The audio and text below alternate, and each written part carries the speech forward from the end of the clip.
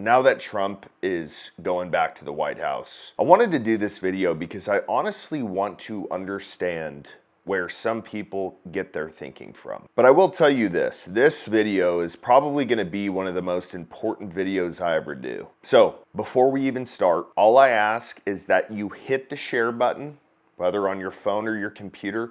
Send it to one person who you think maybe doesn't have this thought process. Because while Trump is going back to the White House, it is up to the people to get our government to get in line. But before we start, guys, a huge thank you to one of the main sponsors on our channel, Blackout Coffee. I can't say good enough things about them. They're a company with conservative values, amazing coffee. Jared from Guns and Gadgets, good buddy of mine. I know the main owner very well, John Santos. Great people, great coffee. So, as always, we're throwing a discount code below the video. Go support them, grab some amazing coffee. So, I want to start with, what does it mean to be free? What does it mean to have freedom? Sure, we can sit here and manufacture our own meanings. We can think that because we have credibility, because we've been successful in business, because we have what some people would call a successful life, we can sit here and make up our own meaning. But at the end of the day, the meaning of freedom is you can do whatever you want,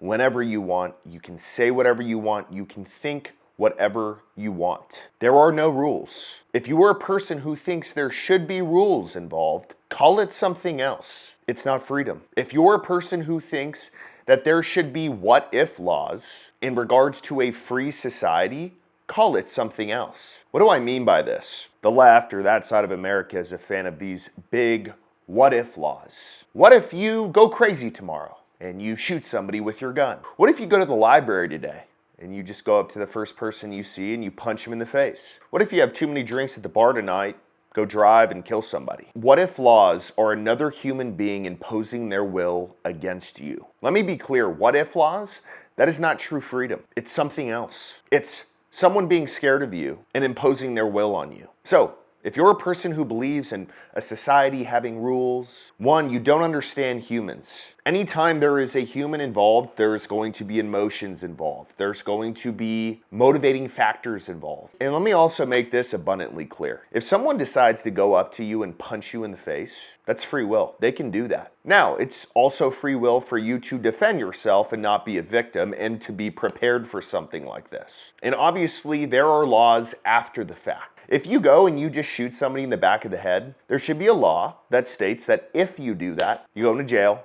you're going to have a trial, and you're probably going to go to prison. That is a free society. It is not, well, you just can't do this. Oh, well, you just can't do that. People are going to do what they want anyways. You imposing your will on someone else, it's going to make them want to do it more. That is true freedom. But I want to talk about what-if laws for a second, because most of the time they come out in regards to guns. And I gotta be honest with you guys, I'm tired of hearing about it. I'm tired of people talking about what-if laws. And I'm gonna go over a couple here, because there's a few that stand out to me in America, and they're absolutely nonsense. The first argument is, what if someone is mentally incompetent? Great.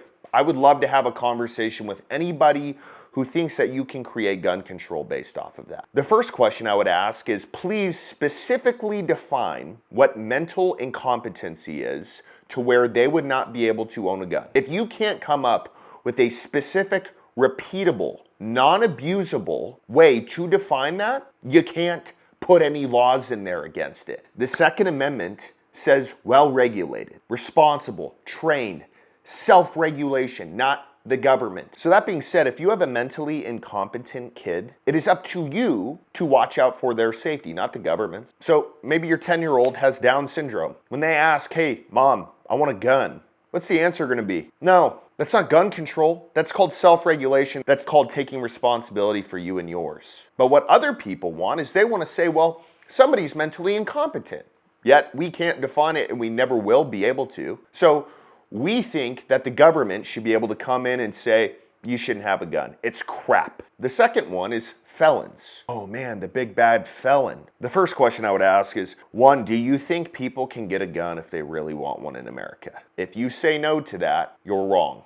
Number two, what is a felon? Are you talking about somebody who got in a bar fight and now they have no gun rights because they got convicted of it and they're a felon? Well, you might as well take all my guns too, because I've been in plenty of fights. I've just never been arrested for them. How do you draw that line? How do you say, oh, well, because a cop was there at the right time or somebody called, now you have no rights? What kind of crap is that? More men than not have been in a fight before, at least as far as I know. What, are we all felons? And then there's the further portion of it where it's like, oh man, well, you used a gun in an armed robbery. Unfortunately, I do not subscribe to the thought process of anybody can take on a victim mentality. If someone was able to come into your store with a gun and rob you, that's on you. You should have had a gun. You should have been prepared for something like that. But we're not enacting gun control because we have a bunch of people who think they're victims in America. And we sure as hell aren't saying, oh, well, you did a crime, so you're no longer allowed to have self-defense. And then the furthest point of felons, someone who killed someone, should that person be free? Should they have their freedom, or should they be in prison?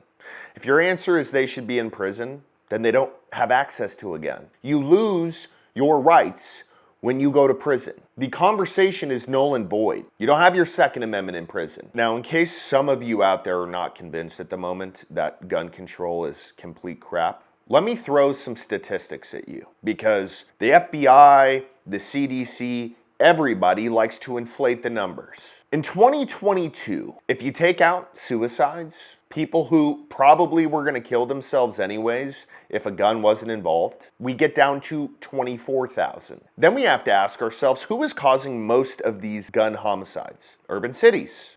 60 to 70% of all gun crimes happen in major cities due to gang violence. So we got to knock that number down again. Let's be conservative and let's say it's 12,000. 12,000. So in order to find out your chances of being in a gun-related homicide, or your child's, or your grandma's, we need to divide 12,000 by 330 million. That's how many people are in this country, at least documented. It's probably more like 350, 360, but we're gonna go with 330. You have a 0.0036% chance of being in a homicide related to guns. That is less of a chance than being killed by a lightning strike. So I have a question for the gun control people.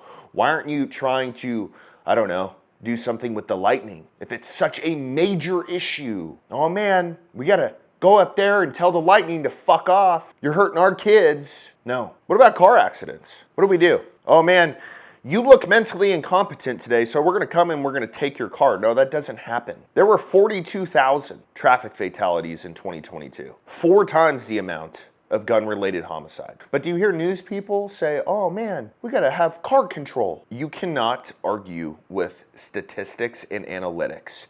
And if you were a person who reads these numbers, who does your own math and says, yes, wow, guns are such a major problem in this country, you are simply dumb. Or you're creating an issue out of nothing because you feel like you have to challenge our founding fathers. So how do I end this? I just throw out a lot of statistics, but I want to urge people to truly understand them. A lot of people out there have never questioned gun control. Maybe because they don't live in the South. Maybe because they don't live in the part of California that is a big fan of guns. Whatever it may be. But you have to agree on the principle that it is a non-issue. If there are more fatalities every single year from simply driving a vehicle, and you are not making the same stink, giving the same attention, or focusing on how we can get car deaths down every single year, you are statistically a dumb person. Unless you're a person who just does not give a crap about human life, and you just have that much of a problem with guns. So,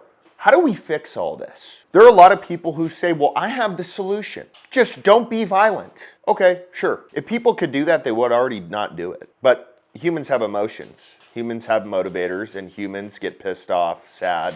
There are a whole range of reasons why people get violent. We have tried every kind of gun control in the book. No matter what movement you're a part of, no matter what affiliation you have, no matter what political party you belong to, none of it has worked. So I offer a simple solution. Follow the Second Amendment. No restrictions. If you're worried about being taken advantage of, when this country truly adopts the Second Amendment, you need to go out there and train with a gun and be prepared. Because I don't believe in the victim mentality. And if you do, you rely too much on the government anyways.